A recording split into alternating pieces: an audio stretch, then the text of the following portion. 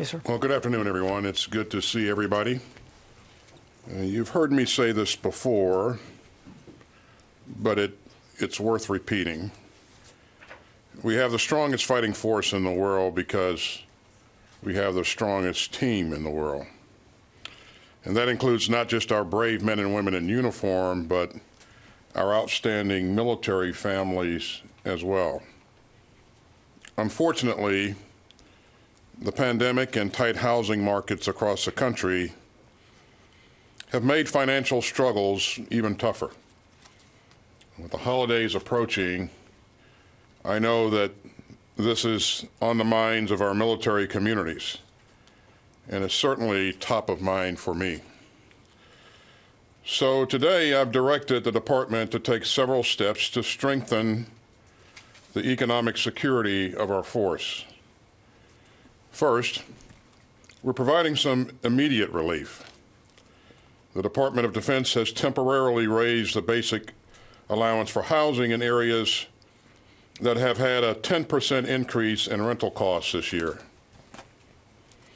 And in places with housing shortages, we're extending temporary lodging expense reimbursements so that families have more time to find a home that fits their needs. And when it comes to making sure our people have enough to eat, we've created a new toolkit that will help leaders identify service members who are struggling and connect service members and their families to resources and support programs and more. I've also directed the Undersecretary of Defense for Personnel and Readiness to develop a strategy and implementation roadmap within 90 days to strengthen food security across the force.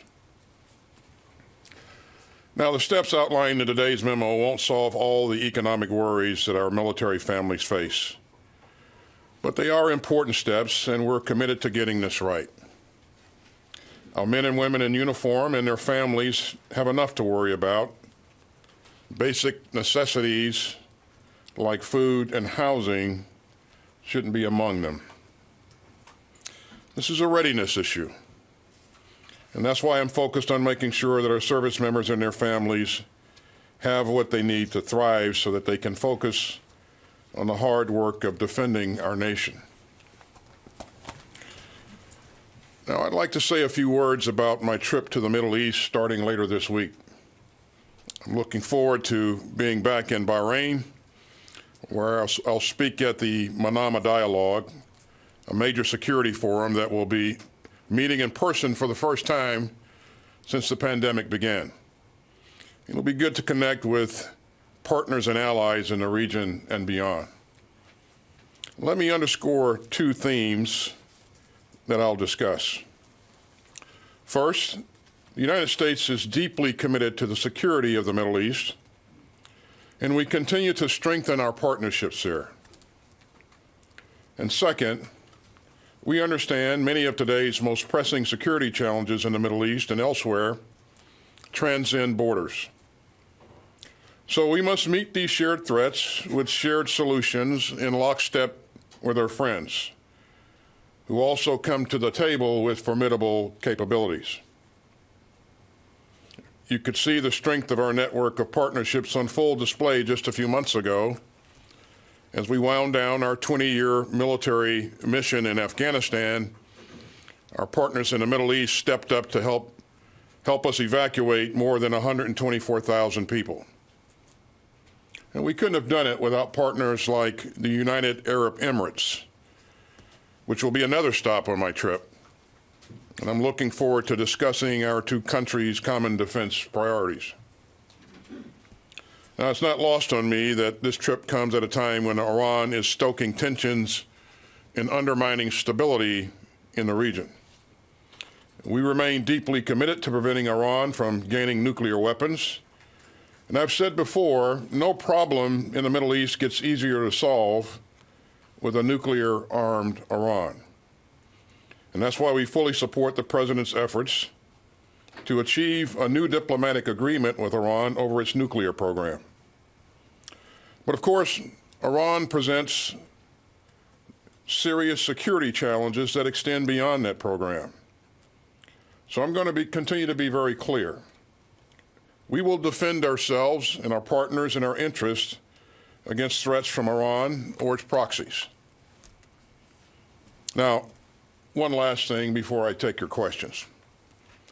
And this gets to the issue of civilian casualties, which I know is on your mind. It's on my mind as well, I can assure you.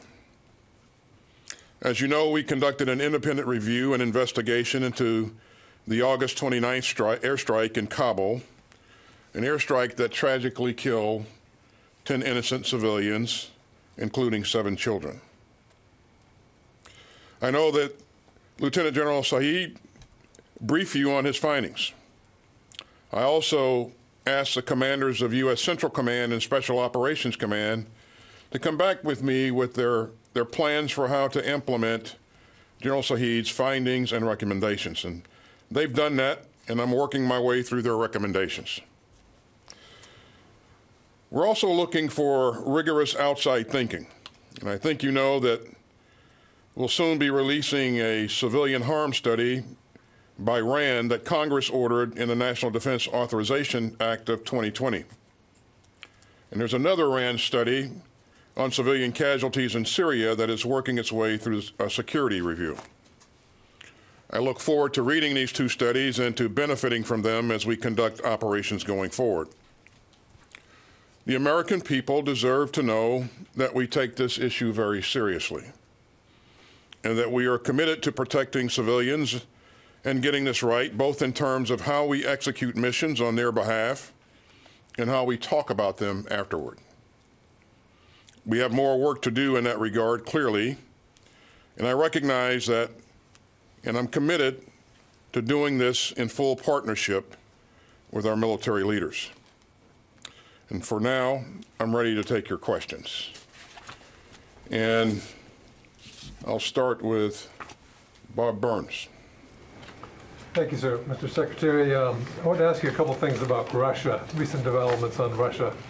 One is the buildup of Russian forces and military structures in the vicinity of the Ukrainian border. The other is the Russian anti-satellite tests that they conducted recently, which this administration had condemned as reckless. Now, on Ukraine, I'm wondering, as a career military officer, what do you make of what you're seeing of the Russian activity near Ukraine? Does it look to you like preparations for an invasion or some sort of other kind of incursion?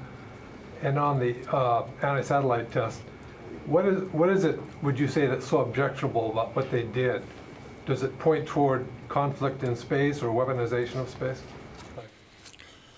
Well, overall, Bob, and thanks for those questions, we continue to see troubling behavior from Russia, and you've highlighted two key issues there. First, their troop buildup near Ukraine and their recent anti-satellite test. And none of this activity is helpful to the security environment, and it causes us deep concern. And so we'll continue to call on Russia to act responsibly and be more transparent.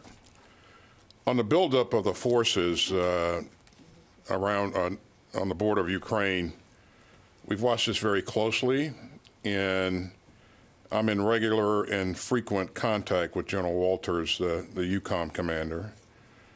The truth is, Bob, we're not sure exactly what Mr. Putin is up to.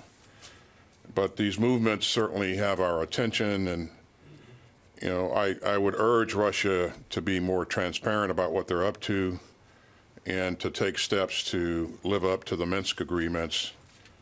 Our support for Ukraine's sovereignty and territorial integrity remains unwavering. You asked about the anti-satellite test as well, and what's most troubling about that is the danger that it creates for the international community. It undermines strategic stability. As you know, there's a debris field there now that'll be there for forever, and it's a safety concern, and so we would call upon Russia to act more responsibly going forward. I mean, they have the ability, they know exactly what kind of debris field they're going to create, and so we wonder why they would move to do such a thing. Does it suggest a step toward weaponization of space or conflict in space? Well, certainly we are concerned about the weaponization of space, and we would certainly call upon Russia and all countries to act in a responsible manner in this regard. So. Let me call on Eric Schmidt. Thank you, Mr. Secretary. On the issue of civilian casualties, military operators have used the justification for the strikes not only in Kabul on August 29th, but also a strike on March 18th in 2019 that we reported on Sunday, the New York Times did. The justification they used was self-defense. My question is, how concerned are you that over all these years of military activity going up against organizations like ISIS and Al-Qaeda, how concerned are you that military operators are using self-defense, perhaps too casually, even deliberately, as a way of circumventing the steps around the measures that have been put in place to mitigate civilian casualties? And then I have one follow-up after that. So that's 3 questions and 1 follow-up there, Eric. So just kidding. At the outset, Eric, let me just highlight that we do work very hard to avoid causing harm to civilians. Every civilian casualty is a tragedy. But I would also say that I have no doubt that we can work harder, and I'd go beyond that and say we must work harder. I'm committed to adjusting our policies and our procedures to make sure that we improve. And I'll be holding all our senior leaders responsible for putting those policies and procedures into effect as we go forward. In terms of whether or not we are taking things casually, we take every strike very serious, Eric. And I think, again, it's incumbent upon us to look at our procedures and our policies to make sure that we continue to refine them, and where we see we're not doing things as well as we could, we should adjust. And my goal is to make sure that we improve upon our performance going forward. You mentioned, this is my second question, leads into that you said you've taken responsibility, the military has taken responsibility for the casualties, again, both on August 29th, as well as the ones in Syria and many others. But it's very rare when the military actually holds anyone actually accountable, where there's administrative action or some kind of other disciplinary action. To what extent are you personally committed to holding people accountable now for these kind of actions? Well, I believe that leaders in this department should be held to account for high standards of conduct and leadership, and that's who we are, and I believe that our troops understand that. And for my part as Secretary of Defense, I have every intent to uphold that standard. Again, when we have a civilian casualty, we investigate that by standard procedure, and again, we'll look at our policies and procedures and make sure that we're as tight as possible going forward here. Let me call on Jen Griffith. Thank you, sir. What, in your opinion, is the significance of the recent Chinese hypersonic weapon test? Some people in the Pentagon have said it's a Sputnik moment. General Hyten said it did not create the sense of urgency it should. Was this a Sputnik moment? Well, those are terms that I wouldn't use. I don't personally use, Jen. You know that we have concerns about the military capabilities that the PRC continues to develop.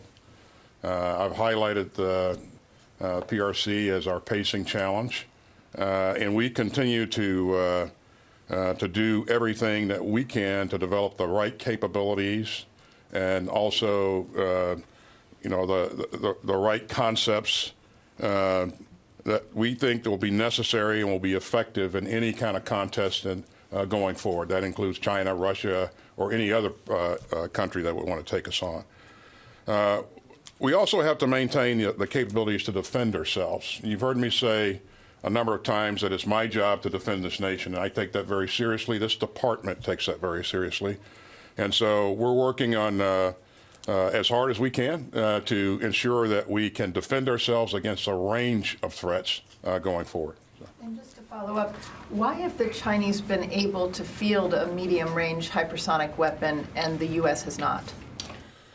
Jen, I don't know if they fielded those weapons, but they're testing those Hayden weapons. said I believe General Hyten did say that in the interview with CBS. Okay. Well, you know, we continue to move as fast as we can to develop capabilities. And again, we look at our full range of capabilities and not just one specific capability as we look at, you know, our adversaries. And I believe we have robust capability across the board. So, yeah. Let me go to Wafa Jabai. Thank you, sir, for taking my question. We've seen lately a pattern of provocative actions from Iran against the U.S. Navy that ended safely so far. Is the U.S. exercising self-restraint to avoid any escalation or to make way for diplomacy? And what are the red lines that for the U.S. patience in that sense? Yeah. Well, Wafa, I don't think it's helpful to talk about red lines, but I want to be clear on a couple of points. You mentioned Iran's activity in the maritime domain. We continue to see unsafe and unprofessional actions as they operate, as we operate in the Gulf. And I think that kind of behavior affects everyone, and it's very troubling. It certainly impacts freedom of navigation, and you know, everyone loses by these dangerous and disruptive actions. And I know that we share those concerns with our allies and partners. You heard me say at the top that we won't hesitate to defend ourselves and our partners, and we're committed to that. We have the capability for that, and so in terms of you know, how we behave, we're always very prudent about what we do. But again, let no one mistake that we will defend ourselves, our interests, and our partners. Right. If I may follow up. So our understanding that your priority, your number one priority in the Middle East is to deter Iran. But still, Iran continues its so-called malign activities, whether in Lebanon, in Iraq, in Syria, in the Gulf. So how do you evaluate your policy of deterrence, and is Iran taking it seriously in that way? Well, you know, it's not just us who are concerned about Iran's behavior in the region. It's all of our allies and partners in the region, and all of our allies and partners, quite frankly, around the globe. You know, the choke points and waterways that are in this region are very important to the international community, international commerce. And so we're going to continue to work with our allies and partners to ensure that we communicate to Iran that this type of behavior won't be tolerated. And again, we are prepared to defend our interests and our partners going forward. Let me go to Megan Myers. So, Secretary Austin, the border mission is into its 4th year now. I understand you have ongoing discussions with the Homeland Security Secretary about their needs and your ability to meet them. What is the goal that you guys are working toward, and is there a point at which you would decline their next request to bring more troops, to continue to put troops down there? Yeah. Well, thanks, Megan. As you know, and as you've indicated, our troops are there in support of Department of Homeland Defense, so Homeland Security. So we continue to work with the leadership to make sure that we're doing what we can to enable their forces. I've talked with Secretary on a number of occasions, and we both agree that our goal is for them to develop the capability to conduct operations on their own. And so over time, you'll see our presence diminish, and you'll see Homeland Security take this over on their own. So are they meeting those, are there They benchmarks? are. Are they meeting that progress? They are making progress, and I don't have a specific date to put a pin on at this point in time, but I would tell you that we're moving in the right direction. And time for one last question there. I'll go to Tony Capaccio. Hi there, sir. Thank you. Sir, yeah, you started out talking about the measures you're doing to relieve financial strain on soldiers. You're in the 12th continuing resolution of the last 13 years, fiscal years. What's been the damage to date over the first 2 months? And if, as there's talk on Capitol Hill, of extending it for a whole year, what are your budget people telling you will be the greatest areas of major impact? Well, Tony, I think you heard me say many months ago, as we were rolling out our budget, that a long-term continuing resolution is not helpful to anyone. It creates uncertainty, and it limits our flexibility. When we have a long-term CR, we can't create any new starts. So we can't invest in the cutting-edge technologies and capabilities that we're looking to bring on board. And the reason for that, obviously, is we're straddled with last year's budget. Also, when you consider things like the fact that a raise has been authorized, a well-deserved raise has been authorized for our troops, we'll have to absorb that raise out of the current budget, and so that creates less flexibility for us to do other things. And for example, some of the things that initiatives that you mentioned, we'll be fine with the initiatives that I've announced, but again, I don't want to infringe upon our flexibility to do other things going forward. Are you lobbying the members of the GOP members who are holding up the bill and threatening a full year continuing resolution? Are you personally calling some of the members saying, help us out? I continue to, as you would expect, Tony, to communicate with our congressional leadership on a routine basis. And quite frankly, I think that they get it as well. They understand the concern, the severity of the impact.